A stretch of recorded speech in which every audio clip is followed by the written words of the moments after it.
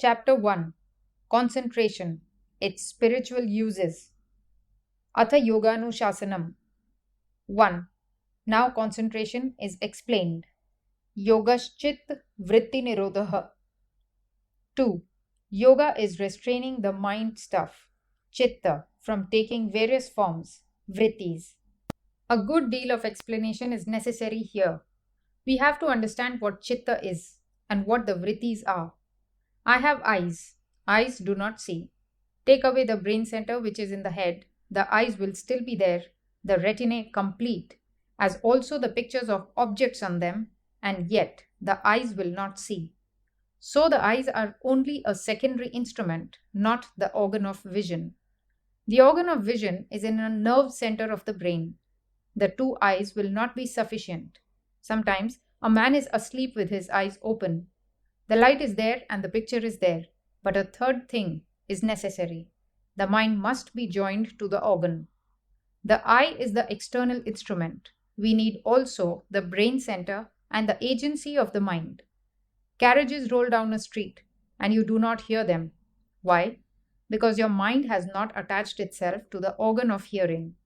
First there is the instrument, then there is the organ, and third, the mind attached to these two.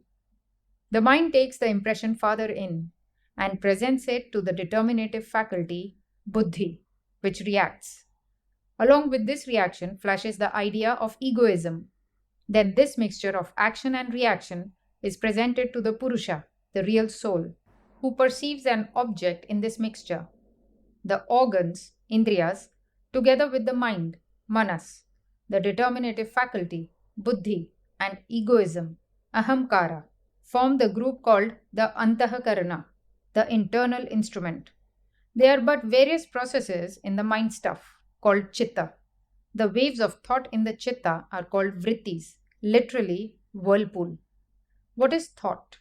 Thought is a force, as is gravitation or repulsion. From the infinite storehouse of force in nature, the instrument called chitta takes hold of some, absorbs it, and sends it out as thought. Force is supplied to us through food, and out of that food the body obtains the power of motion, etc. Others, the finer forces, it throws out in what we call thought. So we see that the mind is not intelligent, yet it appears to be intelligent. Why? Because the intelligent soul is behind it. You are the only sentient being. Mind is only the instrument through which you catch the external world. Take this book. As a book, it does not exist outside.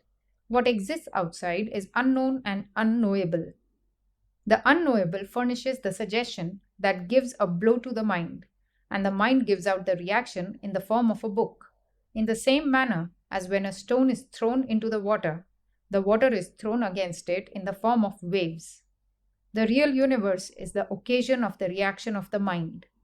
A book form, or an elephant form, or a man form is not outside. All that we know is our mental reaction from the outer suggestion. Matter is the permanent possibility of sensations, said John Stuart Mill. It is only the suggestion that is outside. Take an oyster, for example. You know how pearls are made. A parasite gets inside the shell and causes irritation, and the oyster throws a sort of enameling round it, and this makes the pearl. The universe of experience is our own enamel, so to say, and the real universe is the parasite serving as nucleus. The ordinary man will never understand it, because when he tries to do so, he throws out an enamel and sees only his own enamel. Now we understand what is meant by these vrittis. The real man is behind the mind. The mind is the instrument in his hands. It is his intelligence that is percolating through the mind. It is only when you stand behind the mind that it becomes intelligent. When man gives it up, it falls to pieces and is nothing. Thus you understand what is meant by chitta. It is the mind stuff, and vrittis are the waves and ripples rising in it when external causes impinge on it. These vrittis are our universe. The bottom of a lake we cannot see because its surface is covered with ripples. It is only possible for us to catch a glimpse of the bottom when the ripples have subsided and the water is calm. If the water is muddy or is agitated all the time, the bottom will not be seen. If it is clear and there are no waves, we shall see the bottom. The bottom of the lake is our own true self. The lake is the chitta, and the waves the vrittis. Again, the mind is in three states, one of which is darkness, called tamas, found in brutes and idiots. It only acts to injure. No other idea comes into that state of mind. Then there is the active state of mind, rajas, whose chief motives are power and enjoyment. I will be powerful and rule others. Then there is the state called sattva, serenity, calmness, in which the waves cease and the water of the mind lake becomes clear. It is not inactive, but rather intensely active. It is the greatest manifestation of power to be calm. It is easy to be active. Let the reins go, and the horses will run away with you. Anyone can do that, but he who can stop the plunging horses is the strong man, which requires the greater strength, letting go or restraining. The calm man is not the man who is dull. You must not mistake sattva for dullness or laziness. The calm man is the one who has control over the mind waves. Activity is the manifestation of inferior strength, calmness of the superior. The chitta is always trying to get back to its natural pure state, but the organs draw it out. To restrain it, to check this outward tendency, and to start it on the return journey to the essence of intelligence is the first step in yoga, because only in this way can the chitta get into its proper course. Although the chitta is in every animal, from the lowest to the highest, it is only in the human form that we find it as the intellect. Until the mind stuff can take the form of intellect, it is not possible for it to return through all these steps and liberate the soul. Immediate salvation is impossible for the cow or the dog, although they have mind, because their chitta cannot as yet take that form which we call intellect. The chitta manifests itself in the following forms: scattering, darkening, gathering, one-pointed, and concentrated. The scattering form is activity. Its tendency is to manifest in the form of pleasure or of pain. The darkening form is dullness, which tends to injury. The commentator says, the third form is natural to the devas, the angels, and the first and second to the demons. The gathering form is when it struggles to center itself. The one-pointed form is when it tries to concentrate, and the concentrated form is what brings us to samadhi. Tada drashtuswarupe vasthanam. 3. At that time, the time of concentration, the seer, Purusha, rests in his own unmodified state. As soon as the waves have stopped and the lake has become quiet, we see its bottom. So with the mind. When it is calm, we see what our own nature is. We do not mix ourselves, but remain our own selves. Vritti sarupya mitaratra. 4. At other times, other than that of concentration, the seer is identified with the modifications. For instance, someone blames me. This produces a modification, vritti, in my mind, and I identify myself with it, and the result is misery. Vrittayah panchatayah klishta klishtaha. 5. There are 5 classes of modifications, some painful and others not painful. Pramana viparyaya vikalpa nidra smritayaha. 6. These are right knowledge, indiscrimination, verbal delusion, sleep, and memory. Pratyakshanumana pramanani. 7. Direct perception, inference, and competent evidence are proofs. When two of our perceptions do not contradict each other, we call it proof. I hear something, and if it contradicts something already perceived, I begin to fight it out and do not believe it. There are also 3 kinds of proof. Pratyaksha, direct perception, whatever we see and feel, is proof if there has been nothing to delude the senses. I see the world, that is sufficient proof that it exists. Secondly, anumana, inference. You see a sign, and from the sign you come to the thing signified. Thirdly, aptavakya, the direct evidence of the yogis, of those who have seen the truth. We are all of us struggling towards knowledge, but you and I have to struggle hard and come to knowledge through a long, tedious process of reasoning. But the yogi, the pure one, has gone beyond all this. Before his mind, the past, the present, and the future are alike. One book for him to read. He does not require to go through the tedious process for knowledge we have to. His words are proof, because he sees knowledge in himself. These, for instance, are the authors of the sacred scriptures. Therefore, the scriptures are proof. In any such persons are living now, their words will be proof. Other philosophers go into long discussions about Aptavakya and they say, what is the proof of their words? The proof is their direct perception, because whatever I see is proof, and whatever you see is proof, if it does not contradict any past knowledge. There is knowledge beyond the senses, and whenever it does not contradict reason and past human experience, that knowledge is proof. Any madman may come into this room and say he sees angels around him. That would not be proof. In the first place, it must be true knowledge, and secondly, it must not contradict past knowledge, and thirdly, it must depend upon the character of the man who gives it out. I hear it said that the character of the man is not of so much importance as what he may say. We must first hear what he says. This may be true in other things. A man may be wicked and yet make an astronomical discovery, but in religion it is different, because no impure man will ever have the power to reach the truths of religion. Therefore, we have first of all to see that the man who declares himself to be an apta is a perfectly unselfish and holy person. Secondly, that he has reached beyond the senses. And thirdly, that what he says does not contradict the past knowledge of humanity. Any new discovery of truth does not contradict the past truth, but fits into it. And fourthly, that truth must have a possibility of verification. If a man says, I have seen a vision, and tells me that I have no right to see it, I believe him not. Everyone must have the power to see it for himself. No one who sells his knowledge is an apta. All these conditions must be fulfilled. You must first see that the man is pure, and that he has no selfish motive, that he has no thirst for gain or fame. Secondly, he must show that he is superconscious. He must give us something that we cannot get from our senses, and which is for the benefit of the world. Thirdly, we must see that it does not contradict other truths. If it contradicts other scientific truths, reject it at once. Fourthly, the man should never be singular. He should only represent what all men can attain. The three sorts of proof are then direct sense perception, inference, and the words of an apta. I cannot translate this word into English.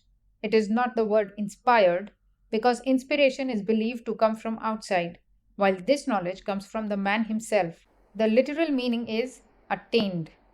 Viparyayo mithya jnanam atadrupa pratishtham. 8. Indiscrimination is false knowledge not established in real nature. The next class of vrittis that arises is mistaking one thing for another, as a piece of mother of pearl is taken for a piece of silver. Shabda jnananupati vastu shunyo vikalpaha. 9. Verbal delusion follows from words having no corresponding reality. There is another class of vrittis called vikalpa. A word is uttered and we do not wait to consider its meaning. We jump to a conclusion immediately. It is the sign of weakness of the chitta. Now you can understand the theory of restraint. The weaker the man, the less he has of restraint. Examine yourself always by that test. When you are going to be angry or miserable, reason it out how it is that some news that has come to you is throwing your mind into vrittis. Abhava pratyaya lambana vrittir nidra. 10. Sleep is a vritti which embraces the feeling of voidness. The next class of vrittis is called sleep and dream. When we awake, we know that we have been sleeping. We can only have memory of perception. That which we do not perceive, we never can have any memory of. Every reaction is a wave in the lake. Now, if during sleep the mind had no waves, it would have no perceptions, positive or negative, and therefore we would not remember them. The very reason of our remembering sleep is that during sleep there was a certain class of waves in the mind. Memory is another class of vrittis which is called smriti. Anubhuta Vishaya Sampramosha Smritihi. 11. Memory is when the vrittis of perceived subjects do not slip away and through impressions come back to consciousness. Memory can come from direct perception, false knowledge, verbal delusion, and sleep. For instance, you hear a word. That word is like a stone thrown into the lake of the chitta. It causes a ripple, and that ripple rouses a series of ripples. This is memory. So, in sleep, when the peculiar kind of ripple called sleep throws the chitta into a ripple of memory, it is called a dream. Dream is another form of the ripple, which in the waking state is called memory. Abhyasa vairagyabhyam tannirodhaha. 12. Their control is by practice and non attachment. The mind, to have non attachment, must be clear, good, and rational. Why should we practice? Because each action is like the pulsations quivering over the surface of the lake. The vibration dies out, and what is left? The samskaras, the impressions. When a large number of these impressions are left on the mind, they coalesce and become a habit. It is said, habit is second nature. It is first nature also, and the whole nature of man. Everything that we are is the result of habit. That gives us consolation, because if it is only habit, we can make and unmake it at any time. The samskaras are left by these vibrations passing out of our mind, each one of them leaving its result. Our character is the sum total of these marks, and according as some particular wave prevails, one takes that tone. If good prevails, one becomes good. If wickedness, one becomes wicked. If joyfulness, one becomes happy. The only remedy for bad habits is counter habits. All the bad habits that have left their impressions are to be controlled by good habits. Go on doing good. Think holy thoughts continuously. That is the only way to suppress base impressions. Never say any man is hopeless because he only represents a character, a bundle of habits which can be checked by new and better ones. Character is repeated habits, and repeated habits alone can reform character. Tatra sthitau yatnobhyasaha. 13. Continuous struggle to keep them, the vrittis, perfectly restrained is practice. What is practice? The attempt to restrain the mind in chitta form to prevent its going out into waves. Satu dirgha kala nairantarya satkara sevito dridha bhumihi. 14. It becomes firmly grounded by long constant efforts with great love for the end to be attained. Restraint does not come in one day, but by long continued practice. Drashtanushravika Vishaya Vitrashnasya Vashikar Samjna Vairagyam. 15. That effect which comes to these who have given up their thirst after objects, either seen or heard, and which wills to control the objects, is non attachment. The two motive powers of our actions are 1. What we see ourselves, 2. The experience of others. These two forces throw the mind, the lake, into various waves. Renunciation is the power of battling against these forces and holding the mind in check. Their renunciation is what we want. I am passing through a street and a man comes and takes away my watch. That is my own experience. I see it myself, and it immediately throws my chitta into a wave, taking the form of anger. Allow not that to come. If you cannot prevent that, you are nothing. If you can, you have vairagya.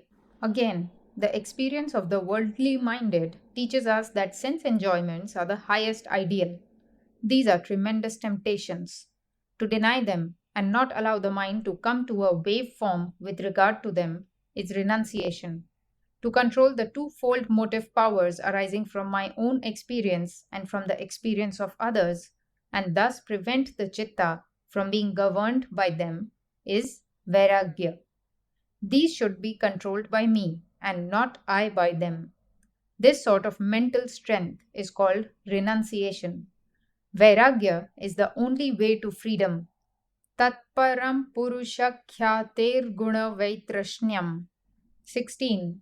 That is extreme non attachment, which gives up even the qualities and comes from the knowledge of the real nature of the Purusha.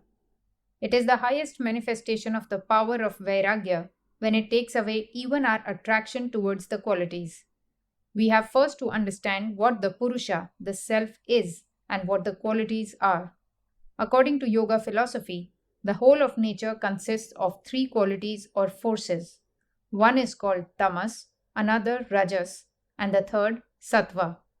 These three qualities manifest themselves in the physical world as darkness or inactivity, attraction or repulsion, and equilibrium of the two.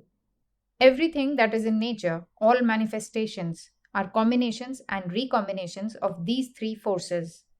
Nature has been divided into various categories by the Sankhyas. The self of man is beyond all these, beyond nature. It is effulgent, pure, and perfect.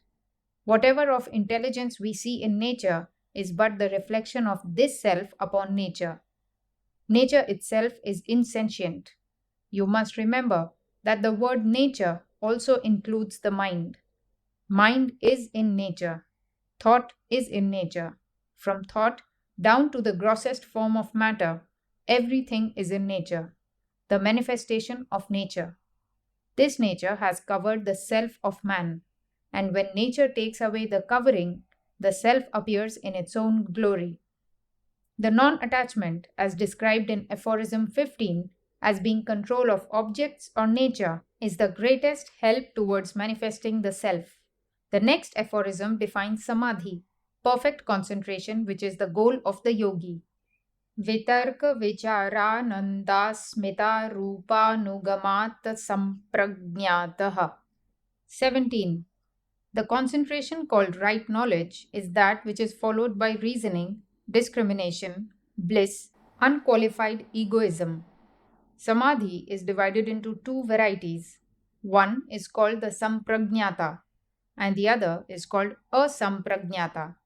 In the sampragnata samadhi come all the powers of controlling nature. It is of four varieties. The first variety is called the savitarka, when the mind meditates upon an object again and again by isolating it from other objects. There are two sorts of objects for meditation in the 25 categories of Sankhyas. 1. The 24 insentient categories of nature, and 2. The one sentient Purusha. This part of yoga is based entirely on Sankhya philosophy, about which I have already told you. As you will remember, egoism and will and mind have a common basis, the chitta or the mind stuff, out of which they are all manufactured. The mind stuff takes in the forces of nature and projects them as thought. There must be something again where both force and matter are one.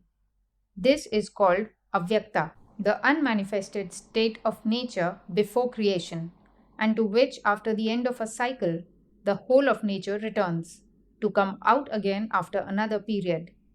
Beyond that is the Purusha, the essence of intelligence. Knowledge is power, and as soon as we begin to know a thing, we get power over it. So, also, when the mind begins to meditate on the different elements, it gains power over them. That sort of meditation, where the external gross elements are the objects, is called savitarka. Vitarka means question. Savitarka, with question, questioning the elements, as it were, that they may give their truths and their powers to the man who meditates upon them. There is no liberation in getting powers. It is a worldly search after enjoyments, and there is no enjoyment in this life. All search for enjoyment is vain. This is the old lesson which man finds so hard to learn. When he does learn it, he gets out of the universe and becomes free.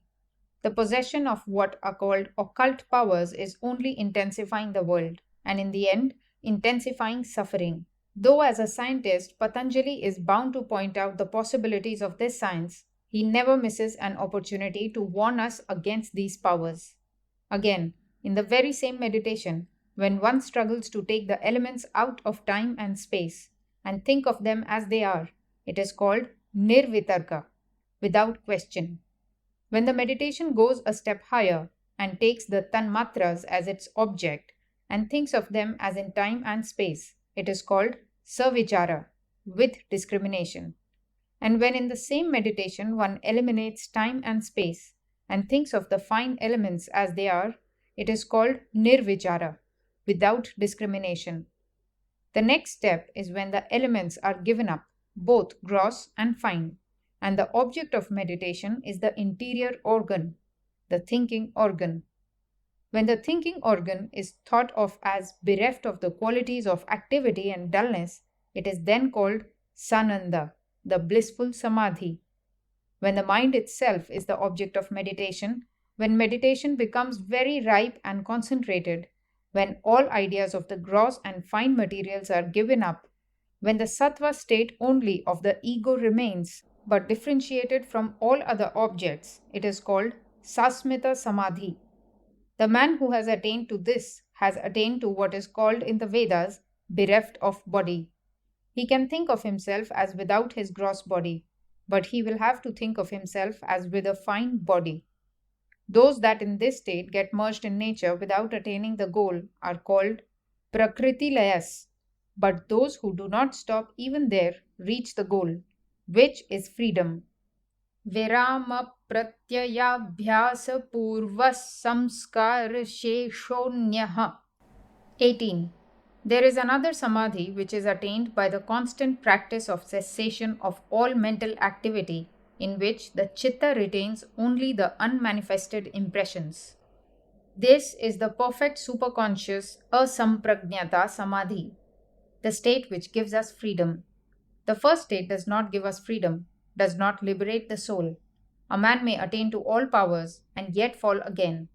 There is no safeguard until the soul goes through beyond nature. It is very difficult to do so, although the method seems easy. The method is to meditate on the mind itself, and whenever thought comes, to strike it down, allowing no thought to come into the mind, thus making it an entire vacuum. When we can really do this, that very moment we shall attain liberation. When persons without training and preparation try to make their minds vacant, they are likely to succeed only in covering themselves with tamas, the material of ignorance, which makes the mind dull and stupid, and leads them to think that they are making a vacuum of the mind. To be able to really do that is to manifest the greatest strength, the highest control. When this state, asampragnata, superconsciousness, is reached, the samadhi becomes seedless. What is meant by that? In a concentration where there is consciousness, where the mind succeeds only in quelling the waves in the chitta and holding them down, the waves remain in the form of tendencies. These tendencies, or seeds, become waves again when the time comes. But when you have destroyed all these tendencies, almost destroyed the mind, then the samadhi becomes seedless. There are no more seeds in the mind out of which to manufacture again and again this plant of life, this ceaseless round of birth and death. You may ask, what state would that be in which there is no mind, where there is no knowledge? What we call knowledge is a lower state than the one beyond knowledge. You must always bear in mind that the extremes look very much alike. If a very low vibration of ether is taken as darkness, an intermediate state as light, very high vibration will be darkness again. Similarly, ignorance is the lowest state, knowledge is the middle state, and beyond knowledge is the highest state, the two extremes of which seem the same. Knowledge itself is a manufactured something, a combination. It is not reality. What is the result of constant practice of this higher concentration? All old tendencies of restlessness and dullness will be destroyed, as well as the tendencies of goodness too. The case is similar to that of the chemicals used to take the dirt and alloy off gold.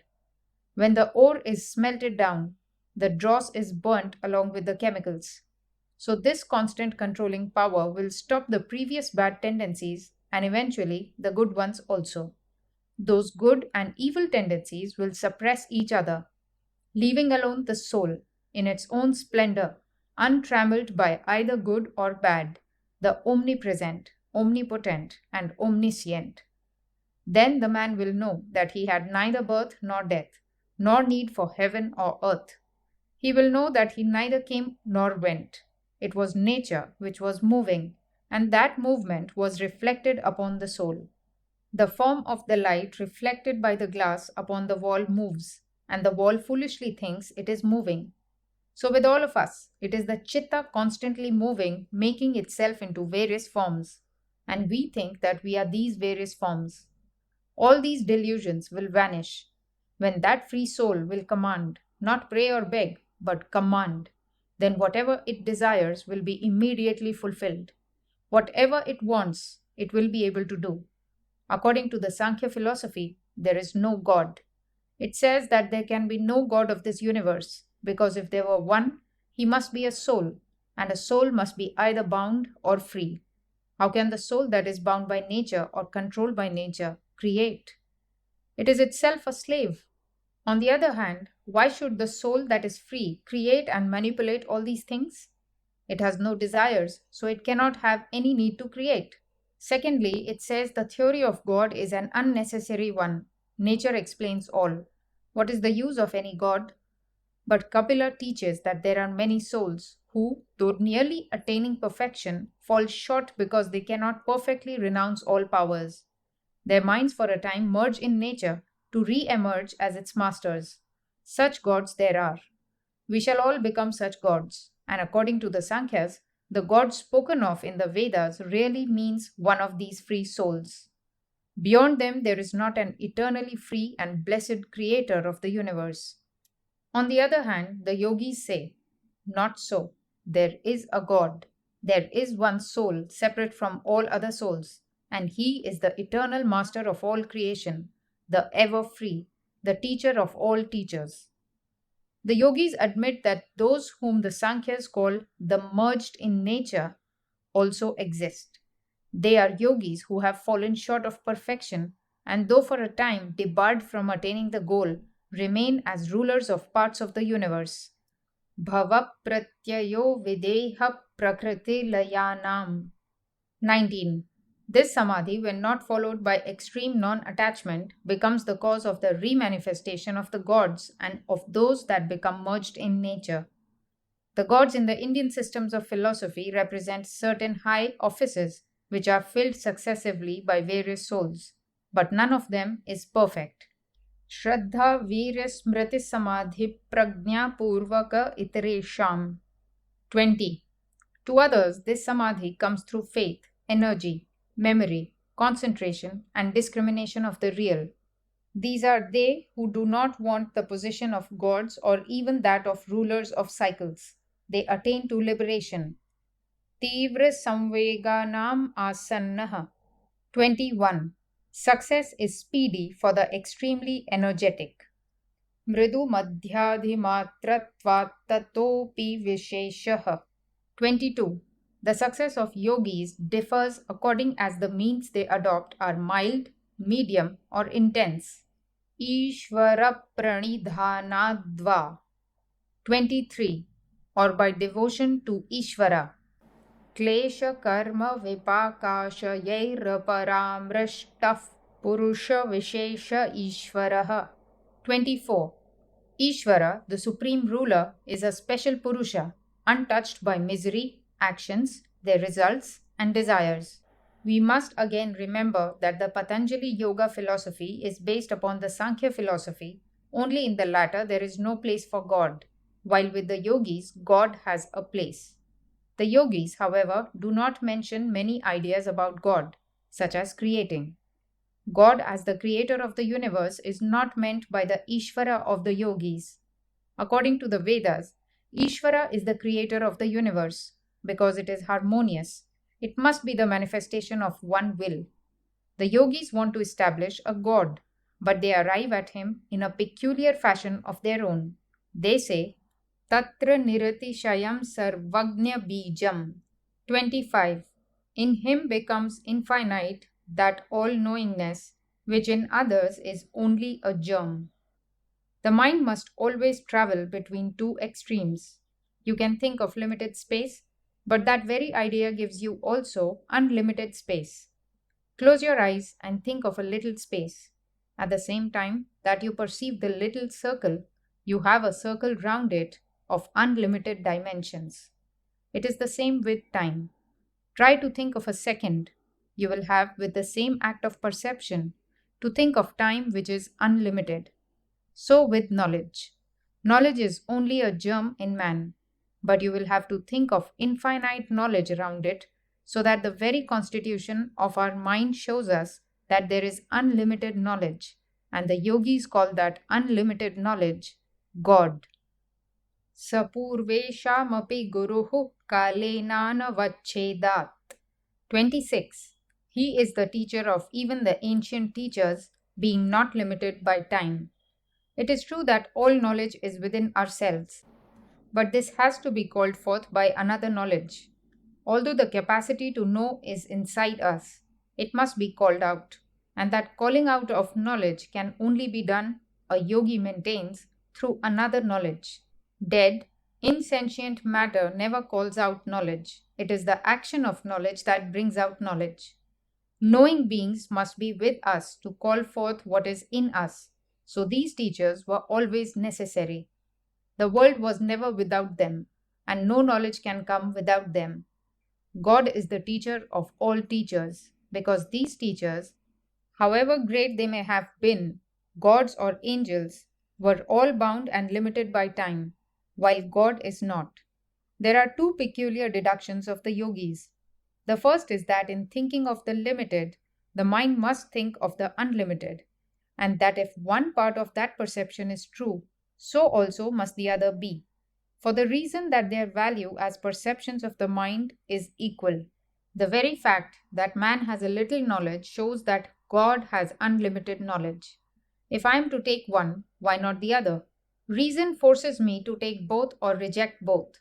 If I believe that there is a man with a little knowledge, I must also admit that there is someone behind him with unlimited knowledge. The second deduction is that no knowledge can come without a teacher. It is true, as the modern philosophers say, that there is something in man which evolves out of him. All knowledge is in man, but certain environments are necessary to call it out. We cannot find any knowledge without teachers. If there are men teachers, God teachers, or angel teachers, they are all limited. Who was the teacher before them? We are forced to admit, as a last conclusion, one teacher who is not limited by time, and that one teacher of infinite knowledge, without beginning or end, is called God. Tasya vachaka pradavaha. 27. His manifesting word is Om. Every idea that you have in the mind has a counterpart in a word. The word and the thought are inseparable. The external part of one and the same thing is what we call word, and the internal part is what we call thought. No man can, by analysis, separate thought from word. The idea that language was created by men, certain men sitting together and deciding upon words, has been proved to be wrong. So long as man has existed, there have been words and language. What is the connection between an idea and a word? Although we see that there must always be a word with a thought, it is not necessary that the same thought requires the same word. The thought may be the same in 20 different countries, yet the language is different. We must have a word to express each thought, but these words need not necessarily have the same sound. Sounds will vary in different nations. Our commentator says, although the relation between thought and word is perfectly natural, yet it does not mean a rigid connection between one sound and one idea. These sounds vary, yet the relation between the sounds and the thoughts is a natural one. The connection between thoughts and sounds is good only if there be a real connection between the thing signified and the symbol. Until then, that symbol will never come into general use. A symbol is the manifester of the thing signified, and if the thing signified has already an existence, and if by experience we know that the symbol has expressed that thing many times, then we are sure that there is a relation between them. Even if the things are not present, there will be thousands who will know them by their symbols. There must be a natural connection between the symbol and the thing signified. Then, when that symbol is pronounced, it recalls the thing signified. The commentator says the manifesting word of God is Om. Why does he emphasize this word? There are hundreds of words for God. One thought is connected with 1,000 words. The idea God is connected with hundreds of words, and each one stands as a symbol for God. Very good. But there must be a generalization among all time words, some substratum, some common ground of all these symbols, and that which is the common symbol will be the best and will really represent them all. In making a sound, we use the larynx and the palate as a sounding board. Is there any material sound of which all other sounds must be manifestations? One which is the most natural sound? Om, Aum is such a sound, the basis of all sounds. The first letter, A, is the root sound, the key, pronounced with touching any part of the tongue or palate. Represents the last sound in the series, being produced by the closed lips. And the U rolls from the very root to the end of the sounding board of the mouth. Thus, Om represents the whole phenomena of sound producing. As such, it must be the natural symbol, the matrix of all the various sounds. It denotes the whole range and possibility of all the words that can be made. Apart from these speculations, we see that around this word Om are centered all the different religious ideas in India. All the various religious ideas of the Vedas have gathered themselves round this word Om. What has that to do with America and England or any other country? Simply this, that the word has been retained at every stage of religious growth in India, and it has been manipulated to mean all the various ideas about God. Monists, dualists, monodualists, separatists, and even atheists took up this Om. Om has become the one symbol for the religious aspiration of the vast majority of human beings. Take, for instance, the English word God. It covers only a limited function, and if you go beyond it, you have to add adjectives to make it personal or impersonal or absolute God. So, with the words of God in every other language, their signification is very small.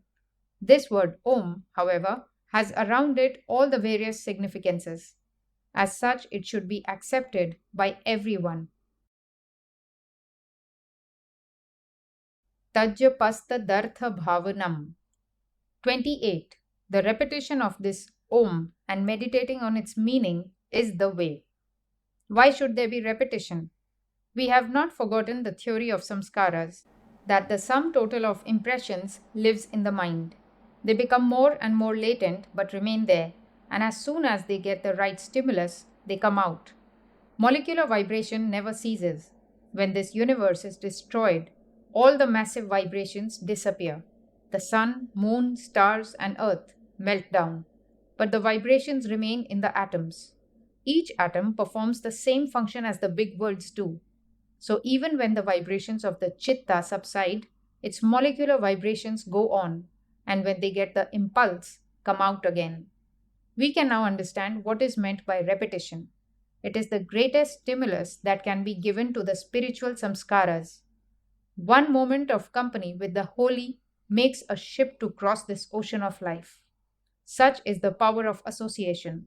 So, this repetition of Om and thinking of its meaning is keeping good company in your own mind.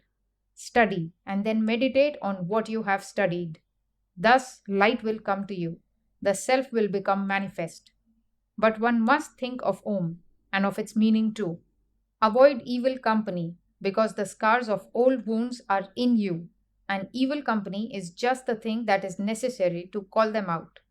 In the same way, we are told that good company will call out the good impressions that are in us, but which have become latent.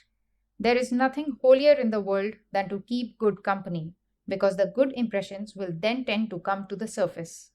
Tataf pratyak chetana dhigamopyantaraya bhavascha. 29. From that is gained the knowledge of introspection and the destruction of obstacles. The first manifestation of the repetition and thinking of Om is that the introspective power will manifest more and more. All the mental and physical obstacles will begin to vanish. What are the obstacles to the yogi? Vyadhis त्यान संशय प्रमादालस्याविरति भ्रांति दर्शना लब्ध भूमिकत्वानवस्थितत्वानि चित्त विक्षेपास्तेयंतरायाः. 30. Disease, mental laziness, doubt, lack of enthusiasm, lethargy, clinging to sense enjoyments, false perception, non attaining concentration, and falling away from the state when obtained are the obstructing distractions. Disease. This body is the boat which will carry us to the other shore of the ocean of life. It must be taken care of. Unhealthy persons cannot be yogis.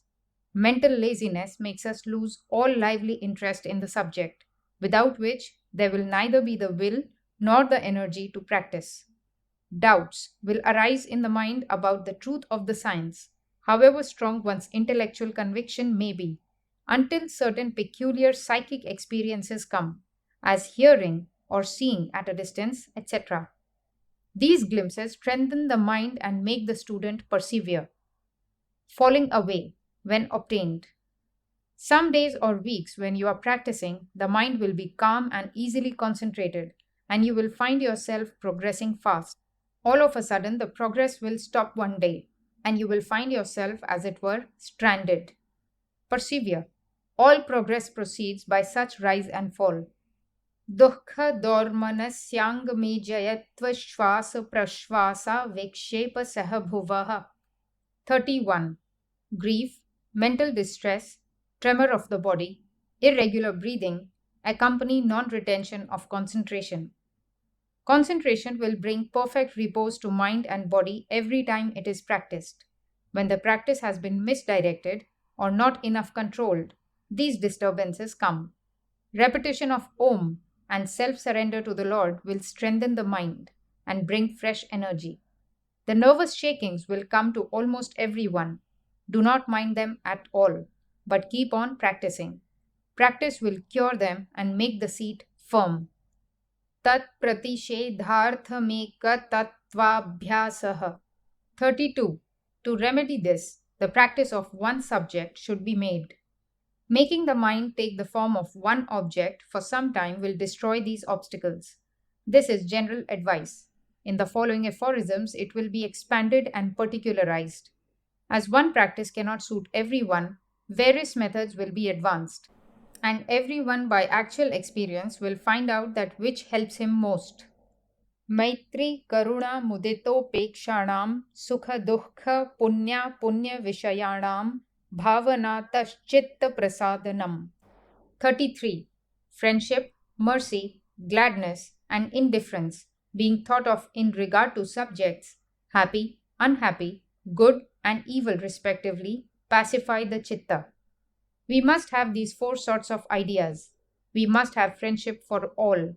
We must be merciful towards those that are in misery. When people are happy, we ought to be happy, and to the wicked, we must be indifferent.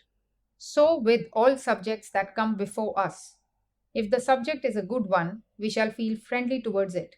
If the subject of thought is one that is miserable, we must be merciful towards it. If it is good, we must be glad. If it is evil, we must be indifferent. These attitudes of the mind towards the different subjects that come before it will make the mind peaceful. Most of our difficulties in our daily lives come from being unable to hold our minds in this way. For instance, if a man does evil to us, instantly we want to react evil, and every reaction of evil shows that we are not able to hold the chitta down. It comes out in waves towards the object, and we lose our power. Every reaction in the form of hatred or evil is so much loss to the mind, and every evil thought or deed of hatred or any thought of reaction, if it is controlled, will be laid in our favor. It is not that we lose by thus restraining ourselves. We are gaining infinitely more than we suspect. Each time we suppress hatred or a feeling of anger, it is so much good energy stored up in our favor. That piece of energy will be converted into the high powers. Prachardana vidharanabhyam vapranasya. 34. By throwing out and restraining the breath. The word used is prana. Prana is not exactly breath. It is the name for the energy that is in the universe. Whatever you see in the universe, whatever moves or works or has life, is a manifestation of this prana. The sum total of the energy displayed in the universe is called prana. This prana, before a cycle begins, remains in an almost motionless state. And when the cycle begins, this prana begins to manifest itself. It is this prana that is manifested as motion, as the nervous motion in human beings or animals. And the same prana is manifesting as thought, and so on. The whole universe is a combination of prana and akasha. So is the human body. Out of akasha, you get the different materials that you feel and see, and out of prana, all the various forces. Now, this throwing out and restraining the prana is what is called pranayama. Patanjali, the father of the yoga philosophy, does not give very many particular directions about pranayama, but later on, other yogis found out various things about this pranayama and made of it a great science. With Patanjali, it is one of the many ways, but he does not lay much stress on it. He means that you simply throw the air out and draw it in and hold it for some time. That is all. And by that, the mind will become a little calmer. But later on, you will find that out of this is evolved a particular science called pranayama. We shall hear a little of what these later yogis have to say. Some of this I have told you before, but a little repetition will serve to fix it in your minds. First, you must remember that this prana is not the breath, but that which causes the motion of the breath. That which is the vitality of the breath is the prana. Again, the word prana is used for all the senses. They are all called pranas. The mind is called prana, and so we see that prana is force. And yet we cannot call it force, because force is only the manifestation of it. It is that which manifests itself as force and everything else in the way of motion.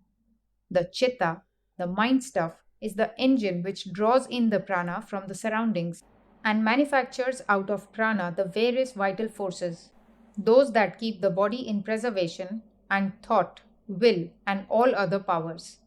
By the above mentioned process of breathing, we can control all the various motions in the body and the various nerve currents that are running through the body. First, we begin to recognize them, and then we slowly get control over them. Now, these later yogis consider that there are three main currents of this prana in the human body. One they call Ida, another Pingala, and the third Sushumna. Pingala, according to them, is on the right side of the spinal column, and the Ida on the left. And in the middle of the spinal column is the Sushumna, an empty channel. Ida and Pingala, according to them, are the currents working in every man, and through these currents we are performing all the functions of life.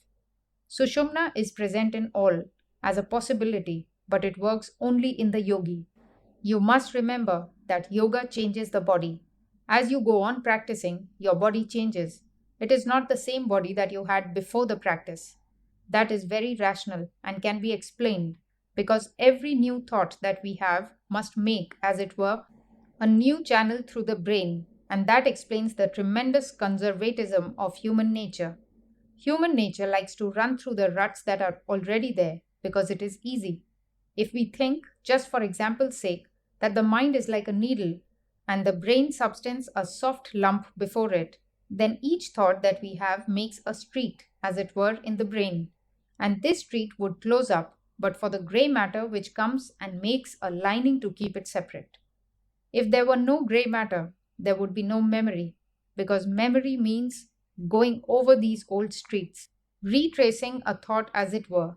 Now perhaps you have marked that when one talks on subjects in which one takes a few ideas that are familiar to everyone and combines and recombines them, it is easy to follow because these channels are present in everyone's brain, and it is only necessary to recur to them.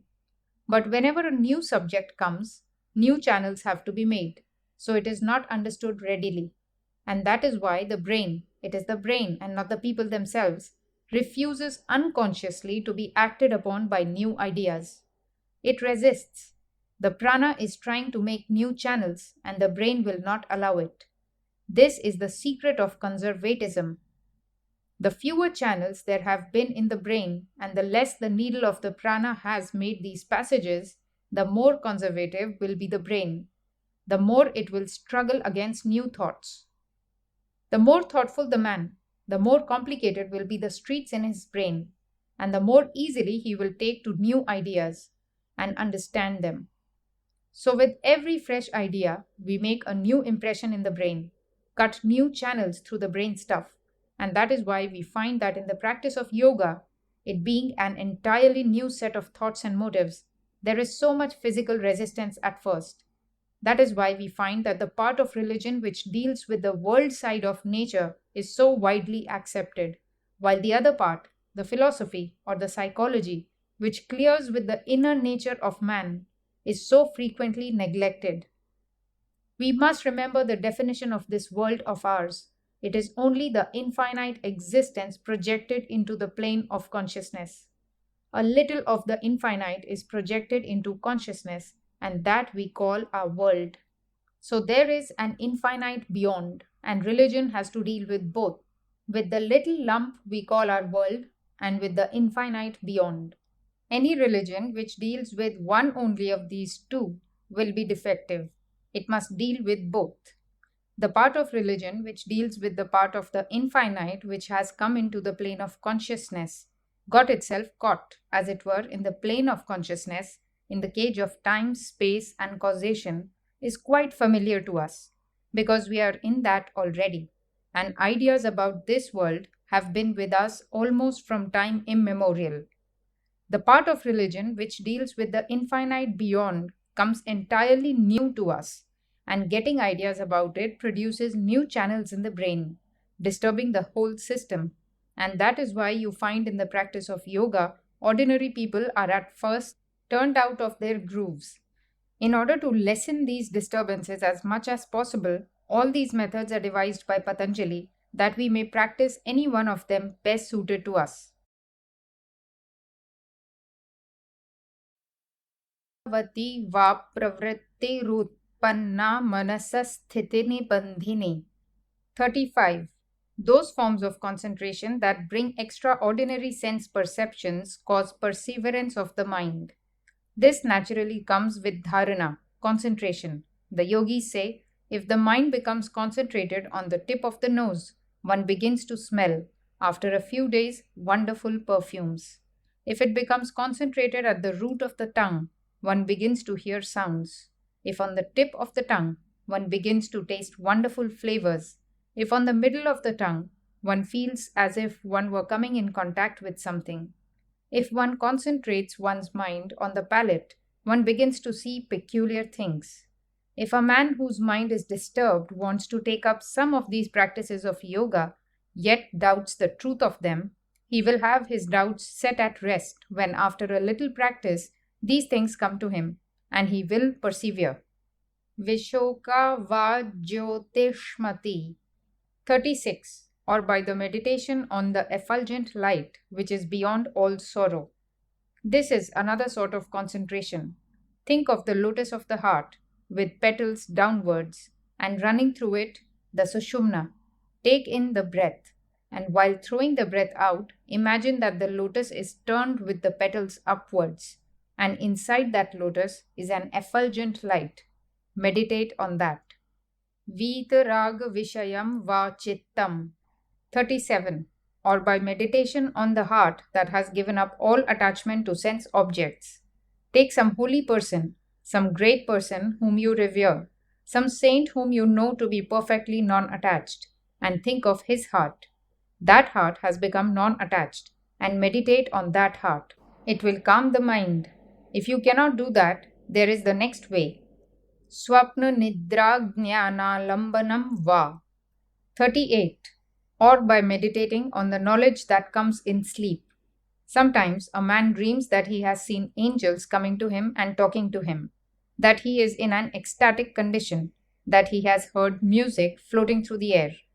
He is in a blissful condition in that dream, and when he wakes, it makes a deep impression on him. Think of that dream as real and meditate upon it. If you cannot do that, meditate on any holy thing that pleases you. yathabhimatadhyanadva. 39. Or by the meditation on anything that appeals to one as good. This does not mean any wicked subject, but anything good that you like, any place that you like best, any scenery that you like best, any idea that you like best, anything that will concentrate the mind. Paramanu paramam mahatvantosya vashikaraha. 40. The yogi's mind, thus meditating, becomes unobstructed from the atomic to the infinite. The mind, by this practice, easily contemplates the most minute as well as the biggest thing. Thus, the mind waves become fainter. क्षीणवृत्तेरभिजातस्येव मणिर्ग्रहीत्रग्रहणग्राह्येषु तत्स्थतदञ्जनता समापत्तिः. 41. The yogi whose vrittis have thus become powerless, controlled, obtains in the receiver, the instrument of receiving, and the received, the self, the mind, and external objects, concentratedness added sameness like the crystal before different colored objects. What results from this constant meditation? We must remember how in a previous aphorism Patanjali went into the various states of meditation, how the first would be the gross, the second the fine, and from them the advance was to still finer objects. The result of these meditations is that we can meditate as easily on the fine as on the gross objects. Here the yogi sees the three things: the receiver, the received, and the receiving instrument, corresponding to the soul, external objects, and the mind. There are three objects of meditation given us. First, the gross things as bodies or material objects. Second, fine things as the mind, the chitta. And third, the Purusha qualified, not the Purusha itself, but the egoism. By practice, the yogi gets established in all these meditations. Whenever he meditates, he can keep out all other thoughts. He becomes identified with that on which he meditates. When he meditates, he is like a piece of crystal. Before flowers, the crystal becomes almost identified with the flowers. If the flower is red, the crystal looks red, or if the flower is blue, the crystal looks blue. Tatra shabdartha jnana vikalpai sankirna savitarka sampattihi. 42.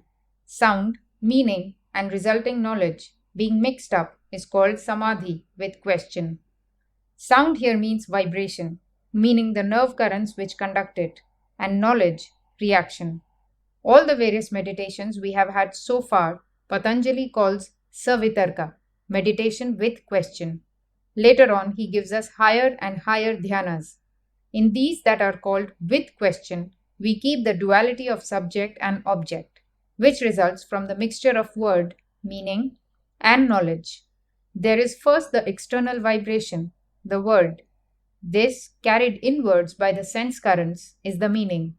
After that, there comes a reactionary wave in the chitta, which is knowledge. But the mixture of these three makes up what we call knowledge. In all the meditations up to this, we get this mixture as objects of meditation.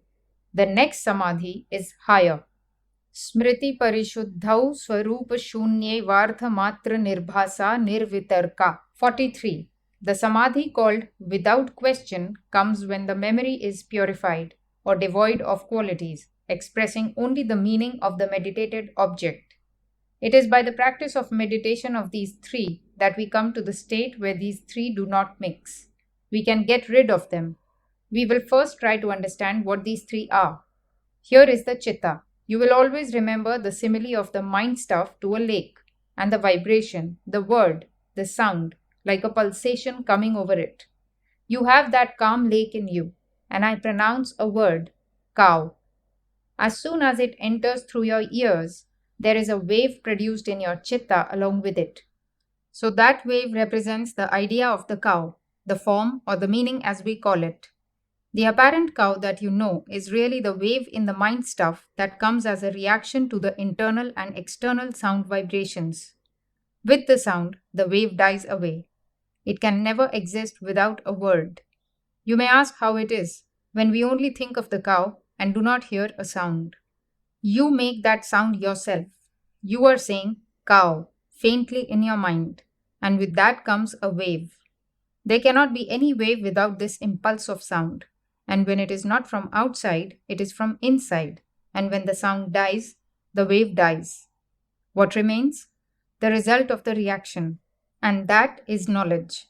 These three are so closely combined in our mind that we cannot separate them. When the sound comes, the senses vibrate, and the wave rises in reaction. They follow so closely upon one another that there is no discerning one from the other. When this meditation has been practiced for a long time, memory, the receptacle of all impressions, becomes purified, and we are able clearly to distinguish them from one another. This is called nirvitarka, concentration without question. एतयैव सविचारा निर्विचारा च सूक्ष्म विषया व्याख्याता. 44. By this process, the concentrations with discrimination and without discrimination, whose objects are finer, are also explained. A process similar to the preceding is applied again, only the objects to be taken up in the former meditations are gross, in this they are fine. Sukshma Vishayatvanchalinga Paryavasanam. 45. The finer objects end with the pradhana. The gross objects are only the elements and everything manufactured out of them. The fine objects begin with the tanmatras or fine particles. The organs, the mind or common sensorium, the aggregate of all the senses. Egoism, the mind stuff, the cause of all manifestation. The equilibrium state of sattva, rajas and tamas materials called pradhana, chief, prakriti, nature or avyakta, unmanifest, are all included within the category of fine objects, the purusha, the soul, alone being accepted. Taeva sabija samadhihi. 46. These concentrations are with seed. These do not destroy the seeds of past actions and thus cannot give liberation, but what they bring to the yogi is stated in the following aphorism. Nirvichara vaisha radye dhyatma prasadah. 47. The concentration without discrimination being purified, the chitta becomes firmly fixed. Ritambhara tatra prajna. 48. The knowledge in that is called filled with truth. The next aphorism will explain this. Shrutanumana prajnabhyamanya vishaya vishesharthatvat. 49. The knowledge that is gained from testimony and inference is about common object. That from the samadhi just mentioned is of a much higher order, being able to penetrate where inference and testimony cannot go. The idea is that we have to get our knowledge of ordinary objects by direct perception and by inference therefrom, and from testimony of people who are competent. By people who are competent, the yogis always mean the rishis, or the seers of the thoughts recorded in the scriptures, the Vedas. According to them, the only proof of the scriptures is that they were the testimony of competent persons. Yet they say the scriptures cannot take us to realization. We can read all the Vedas and yet will not realize anything. But when we practice their teachings, then we attain to that state which realizes what the scriptures say, which penetrates where neither reason nor perception nor inference can go, and where the testimony of others cannot avail. This is what is meant by the aphorism. Realization is real religion. All the rest is only preparation. Hearing lectures or reading books or reasoning is merely preparing the ground. It is not religion. Intellectual assent and intellectual dissent are not religion. The central idea of the yogis is that just as we come in direct contact with objects of the senses, so religion even can be directly perceived in a far more intense sense. The truths of religion as God and soul cannot be perceived by the external senses. I cannot see God with my eyes, nor can I touch him with my hands, and we also know that neither can we reason beyond the senses. Reason leaves us at a point quite indecisive. We may reason all our lives, as the world has been doing for thousands of years, and the result is that we find we are incompetent to prove or disprove the facts of religion. What we perceive directly, we take as the basis, and upon that basis, we reason.